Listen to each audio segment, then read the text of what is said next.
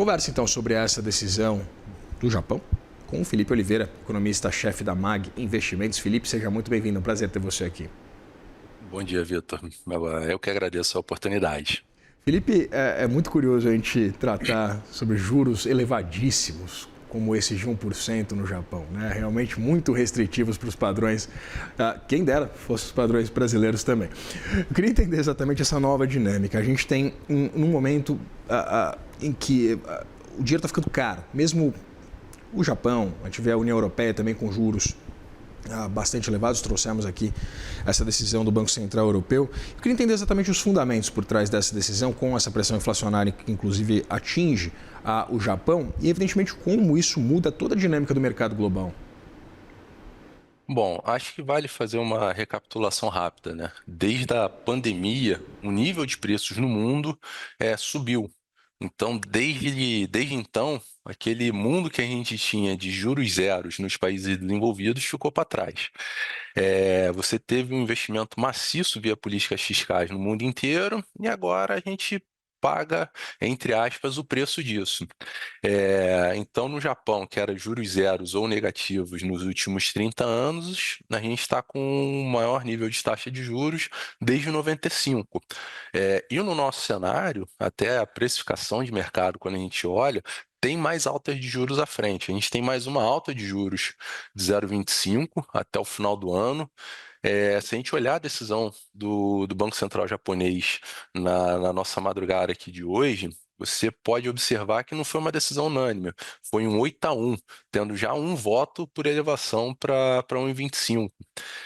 Quando a gente olha os dados de inflação lá, o que a gente observa é que depois de 30 anos de deflação, a inflação voltou para o Japão. E ela tem se mantido, o dado cheio principalmente, acima de 2%, né, acima da meta do Banco Central japonês. Além disso, a gente observou nesses últimos meses um enfraquecimento do iene perante ao dólar, então isso acaba levando mais inflação para o consumidor japonês.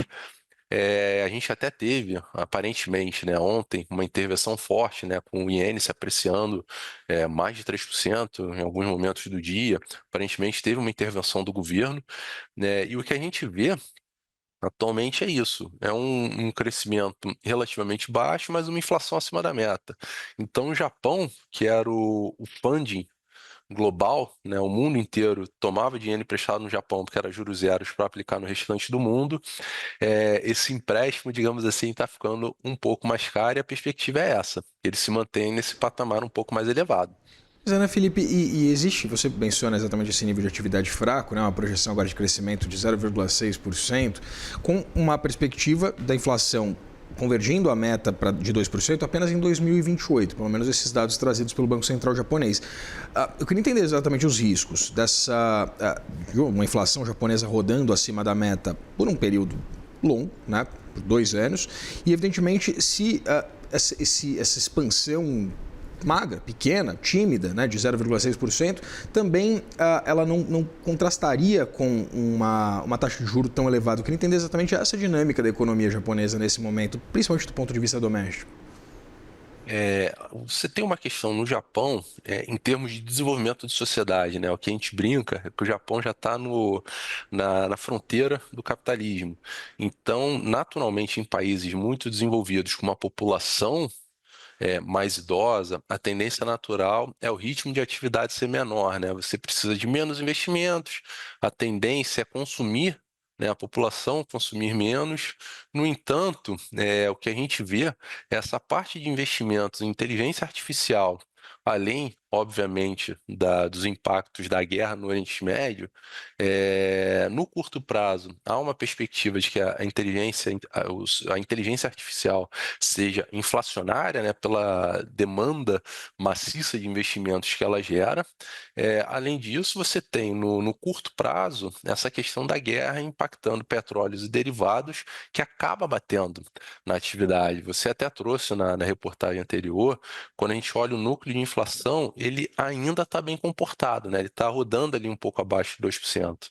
Então, o que a gente enxerga é uma inflação estrutural que em algum momento vai convergir para a meta do Banco Central japonês, mas que o dado cheio, né, que é a meta oficial, está sujeita a esses choques temporários. Então, na nossa visão, a inflação subjacente tende a se manter comportada, mas ao mesmo tempo, como você tem esses choques de curto prazo e o BC ele não quer que se propague, vir efeitos de segunda ordem, a tendência natural é você ter um juros um pouco mais elevado, que é o que a gente está observando ultimamente. Pois é, né, Felipe? Na sua primeira resposta, você menciona essa ausência de unanimidade, né? Um placar de 8-1, que aponta que Hajime Takata defendeu uma alta de 1,25% para o patamar, né, de juros ao ano de 1,25%. Queria entender se ele pode estar subestimando exatamente esses riscos, ou se o comitê pode estar subestimando esses riscos inflacionários,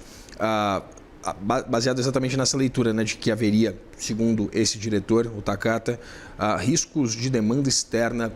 Eu queria entender exatamente o que essa divergência aponta sobre a decisão de política monetária por lá. Não é tão incomum a gente observar membros lidarem com divergências em decisões, porque como é uma coisa de perspectiva futura, né, como você está olhando para frente, você pode ter visões diferentes dos impactos.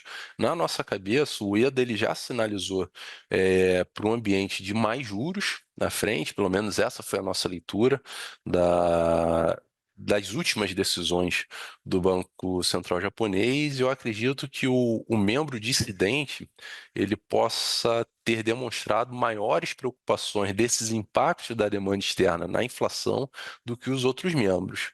Mas, de novo, o nosso cenário tem mais uma alta de juros, então acredito que em setembro esse voto dissidente hoje vai virar uma unanimidade lá na reunião de setembro do Banco Central japonês, virando uma alta de confirmando essa alta de 0,25 com a taxa indo para 1,25. Eu não acredito que um voto dissidente hoje, nesse cenário em que a gente espera alta de juros, seja tão diferente, tão não usual, digamos assim. Eu acredito que ele possa demonstrar uma maior preocupação, mas eu acredito que todos os membros do comitê tenham essa preocupação, mas entenderam que neste momento não havia necessidade. Mas eu acredito que em setembro haverá.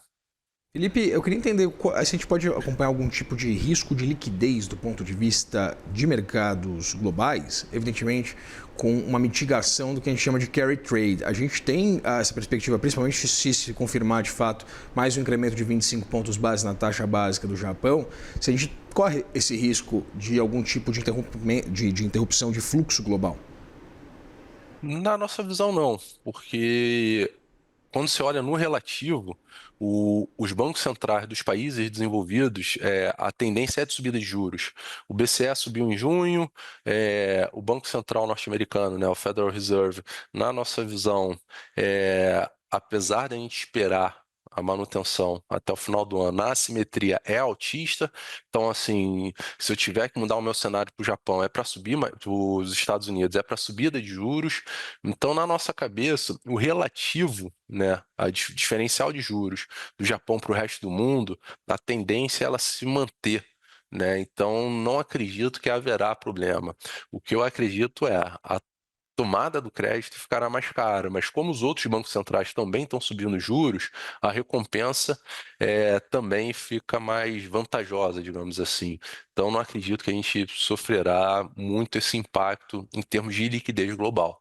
Me preocupa mais a guerra, por exemplo, no Oriente Médio, se ela escalar de alguma maneira, e isso prejudicar os fluxos de capitais globalmente. Olhando estritamente por decisão de política monetária no Japão, não gera preocupação na gente. Conversei com o Felipe Oliveira, economista-chefe da MAG Investimentos. Felipe, muito obrigado pela disponibilidade de conversar com a gente aqui no Money. Eu que agradeço. Um abraço a todos. Forte abraço. Bom dia.